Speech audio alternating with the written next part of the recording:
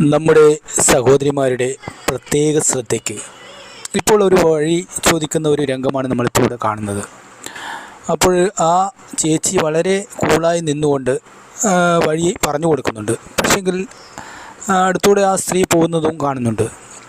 അപ്പോൾ നമ്മൾ വളരെ ശ്രദ്ധിക്കേണ്ടത്, എന്തെങ്കിലും ഒരു ഡൗട്ടായിട്ട് നമുക്ക് കൂടുതലായിട്ട് തോന്നുന്നു എങ്കിൽ ഉടൻ തന്നെ അവിടെ നിന്ന് എസ്കേപ്പ് ആവാനാണ് നോക്കേണ്ടത്. അല്ലാതെ അവർക്ക് കൂടുതലായിട്ട് കണ്ടോ, അവരുടൻ തന്നെ അവരെ മാല പിടിച്ചു പറിക്കാൻ നോക്കുന്നു. അവർ രണ്ടുപേരും ബൈക്കിൽ നിന്ന് ഇറങ്ങുന്നു. ആരുമില്ലാത്ത ഒരു സന്ദർഭമാണ് അവിടെ നോക്കി നിന്നത് കണ്ടോ. അപ്പോൾ അതുകൊണ്ട് വളരെ ശ്രദ്ധിക്കണം. പിടിച്ചുപറി സംഭവിക്കുമ്പോൾ മാലയോ പണമോ തിരികെ പിടിക്കാൻ ശ്രമിക്കുന്നത് പകരം സ്വന്തം ജീവനും ശരീരത്തിനും പ്രാധാന്യം നൽകുക.